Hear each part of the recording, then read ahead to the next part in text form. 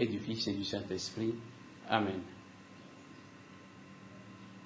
Esprit de Dieu, souffle de vie, Esprit de Dieu, souffle de feu, Esprit de Dieu, consolateur, tu nous sanctifies. Évangile de Jésus-Christ selon saint Luc. En ce temps-là, Jésus disait à ses disciples, un homme riche avait un gérant qui lui fut dénoncé comme dilapidant ses biens. Il le convoqua et lui dit, « Qu'est-ce que j'apprends à ton sujet? Rends-moi les comptes de ta gestion, car tu ne peux plus être mon gérant. » Le gérant se dit en lui-même, « Que vais-je faire, puisque mon maître me retire la gestion? Travailler la terre, je n'en ai pas la force. Mendier, j'aurais honte. Je sais ce que je vais faire, pour qu'une fois renvoyé de ma gérance, des gens m'accueillent chez eux. » Il fit alors venir un par un ceux qui avaient des dettes envers son maître.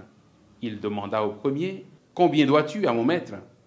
Il répondit, « 100 barils d'huile. » Le gérant lui dit, « Voici ton reçu, vite, assieds-toi et écris 50. » Puis il demanda à un autre, « Et toi, combien dois-tu » Il répondit, « 100 sacs de blé. » Le gérant lui dit, « Voici ton reçu, écris 80. » Le maître fit l'éloge de ce gérant malhonnête, car il avait agi avec habileté. En effet, les fils de ce monde sont plus habiles entre eux que les fils de la lumière. Acclamons la parole de Dieu. Louange à toi, Seigneur Jésus. Bien-aimés de Dieu, frères et sœurs en Christ, nous sommes aujourd'hui le vendredi 10 novembre. Nous célébrons la mémoire de Saint Léon le Grand. L'évangile que nous venons d'écouter aujourd'hui ne nous invite pas ou ne nous amène pas à comprendre que Jésus bénit la malhonnêteté ou l'escroquerie. Loin de là. Jésus ne soutient pas la malhonnêteté, Jésus ne soutient pas l'escroquerie de cet intendant. Non. Jésus souligne plutôt le caractère habile de la démarche de cet intendant. Il pense rapidement qu'on va lui arracher la gestion des biens, alors il pense à son avenir en disant « Il faut rapidement que je fasse quelque chose pour que je puisse être accueilli. » Et la leçon que Jésus dit, si ce gérant qui est malhonnête pense utiliser les biens pour pouvoir sauver ses relations avec les autres, combien plus nous qui sommes fils de la lumière, nous ne devons pas mieux faire.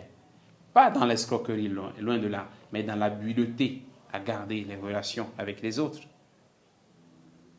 Frères et sœurs en Christ, cette parabole me rappelle les expériences que beaucoup de jeunes ou beaucoup de personnes rencontrent quand, par exemple, on leur dit, écoute, pour pouvoir trouver un travail, il te faut entrer dans une loge, entrer dans un cercle fermé, parce que les fils du monde sont habiles entre eux. Ils utilisent l'argent, les biens matériels pour se soutenir. Il y a beaucoup de groupes, de sectes, de mafias, de groupes bien restreints aujourd'hui dans lesquels les gens se soutiennent. Les gens se donnent les marchés, les gens s'entraident tout simplement. Jésus dit, si les gens qui sont du monde en font autant, vous qui êtes fils de la lumière, vous pouvez utiliser ces biens pour pouvoir préparer le royaume de Dieu. Nous chrétiens, nous sommes invités donc aujourd'hui à utiliser l'argent pour préparer le royaume de Dieu. Si nos biens, si notre argent sert à faire du bien aux pauvres, alors nous recevrons cela dans le royaume de Dieu. Ils nous accueilleront dans le royaume, ces pauvres que nous avons aidés. C'est la leçon que Jésus nous donne aujourd'hui. La leçon pour nous, c'est de partager avec les autres le peu que nous avons reçu de Dieu. Que le Seigneur nous donne la grâce de partager avec nos frères et sœurs, de sauver nos relations avec ces pauvres, puisque ces pauvres, nous devancerons dans le royaume. De telle sorte que quand nous irons les trouver là-bas, qu'ils nous préparent une place, qu'ils nous accueillent donc. Que la grâce du Seigneur nous soutienne et ouvre notre cœur afin que nous puissions partager davantage avec nos frères et sœurs, particulièrement ceux qui sont dans les situations de grande pauvreté. Que le Seigneur nous bénisse et nous garde en ce jour au nom du Père et du Fils et du Saint-Esprit. Amen.